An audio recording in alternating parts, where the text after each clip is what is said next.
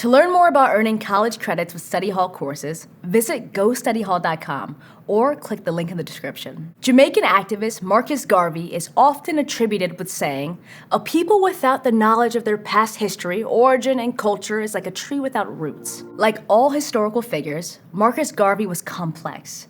And psychology is complex too, which makes it all the more important to know its history. Even when we don't know everything about the past, it's still part of us. It shows some of the ways we got here, and that's true in psychology too. So we can learn from these glances backwards or downward or outward, or whatever is going on in this tree metaphor. Psychology has incredibly deep roots because humans have been thinking about their minds for, well, ever since there have been humans. But this journey has had its share of ups and downs. There have been times where thinkers were onto something kind of profound, and there have also been missteps and unethical behavior. It's all part of the history we unearth when we go hunting for psychology's roots. Let's dig in. Too much? I think so. I'm Deja Fitzgerald, and this is Study Hall, Intro to Psychology.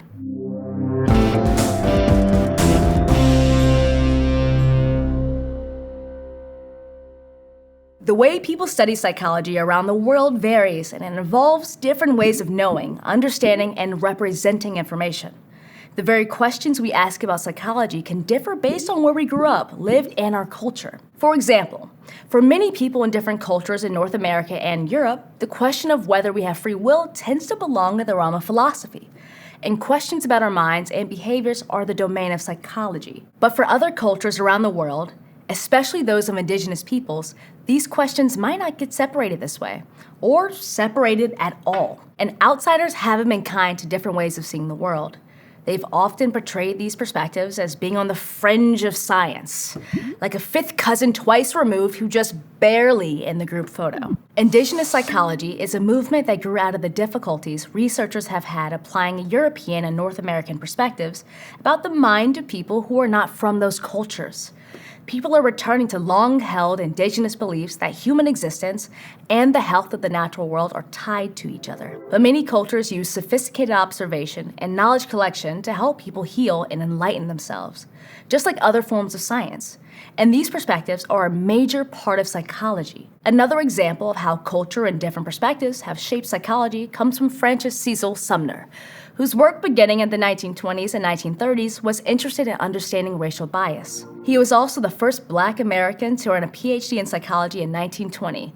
He then founded the Howard University Psychology Department, which played a huge role in educating Black psychology students. Mamie Clark and Kenneth Clark were also groundbreaking Black psychologists in the mid-20th century, whose studies of racial bias in education showed the harmful effects of segregation on students. Their testimony on their research influenced the landmark decision in the Brown versus Board of Education Supreme Court case that led to the desegregation of schools. And the work of scholars like these informs many of the ways that psychology is researched and practiced today. But if we're going to take a tour of psychology's roots, we also have to pay a visit to some already famous figures, because understanding them and their perspectives helps us know why the tree of psychology is growing the way it is, and why many of us tend to think about the mind in the ways we do. The approaches established by these scientists are called schools of thought, and they're probably more of a group project than they seem. Each school of thought is often attributed to just one or few people, often white men, but they undoubtedly involve students, researchers, collaborators, clients, and patients of many backgrounds. All right, that said, let's take a trip back to the 1800s. Modern experimental psychology traces its roots to a German medical doctor, Wilhelm Wundt, and his student, Edward Titchener, who advanced his ideas. Their work in the late 1800s became what's now called Structuralism. In this system, researchers became observers of their own sensations and thoughts, taking note of how their minds worked in response to certain experiences. For instance, many experiments were about reaction time, timing precisely when someone saw a pendulum swing or heard a bell. Wundt and his students tried to create scientifically rigorous standards, like only using trained observers. They were making an effort to standardize the observation of psychological experiences and look for patterns. And that's still key to psychology today. While Wundt was thinking about structuralism, scholars at the University of Chicago were pioneering another approach, Functionalism, or functional psychology, which also began in the 1870s. Among other things, this school of thought tried to figure out how mental processes help people survive and thrive in their environment. Functionalism also heavily pulls from the work of philosophers like William James.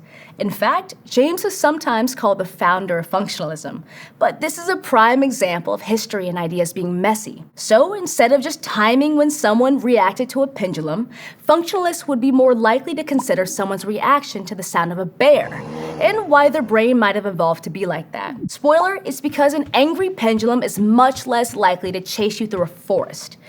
We can also thank William James for all of the angry bears that are mentioned in psychology.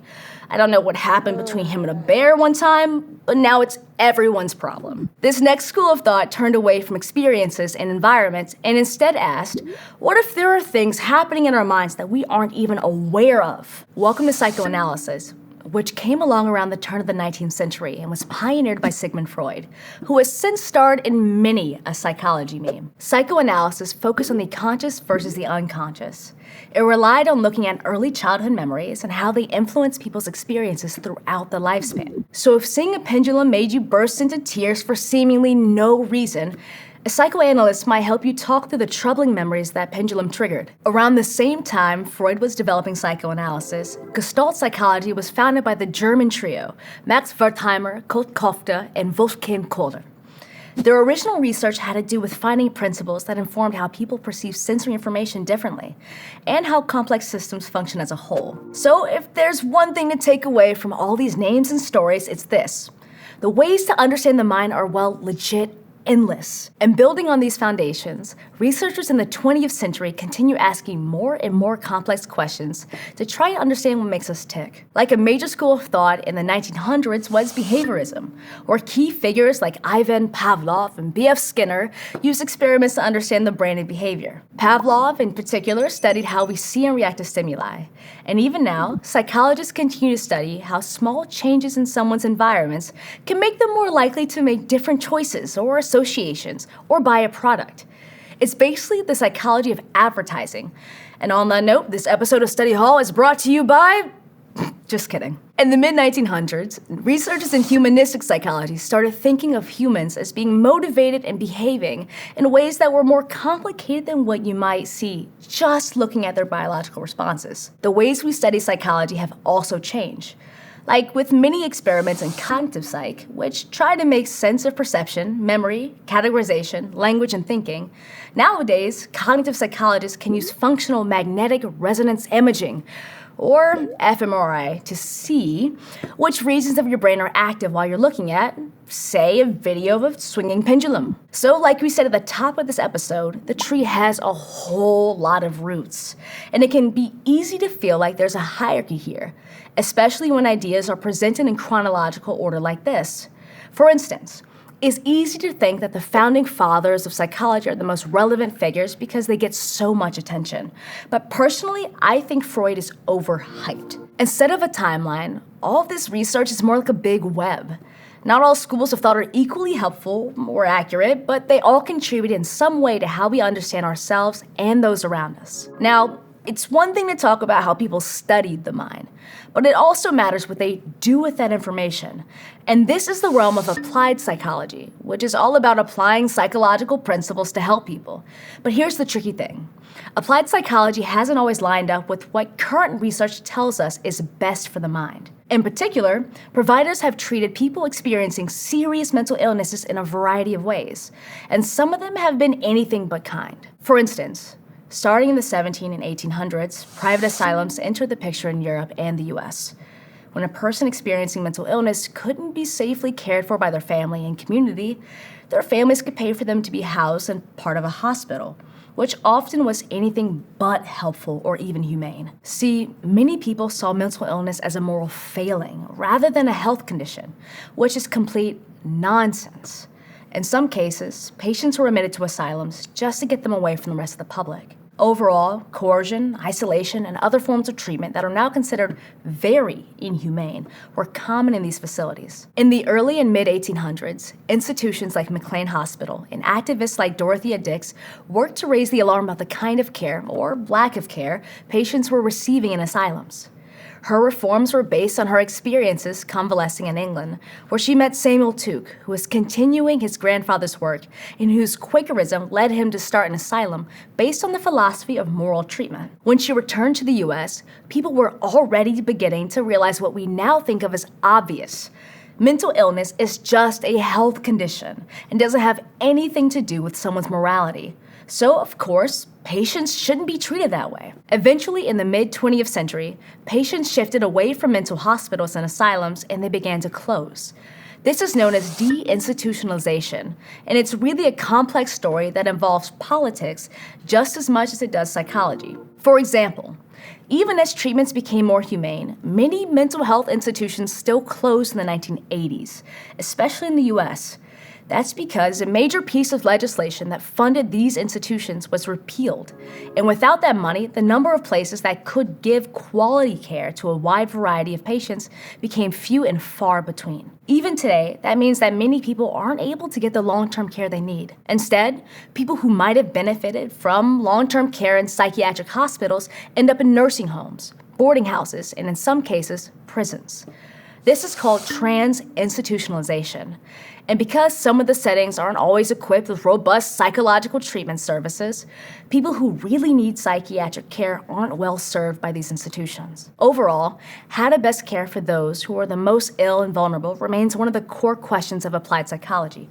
It's a tricky field, and we'll get into more treatment methods in a later episode, including how the fields of psychology and counseling are connected, but not exactly the same. Overall, psychology's roots are really a mixed bag. We have ancient knowledge systems, various experimental methods, and the continued observation of human lives. Sometimes these pieces of history are wonderful, but others have caused great pain, erased entire ways of knowing, or favored certain ways of thinking that have marginalized communities. But knowing these stories is an important part of learning history and psychology. If we recognize what was done in the past, we can choose to create a different future.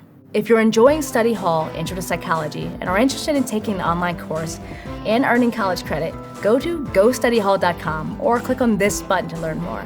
Thanks for watching. See you next time.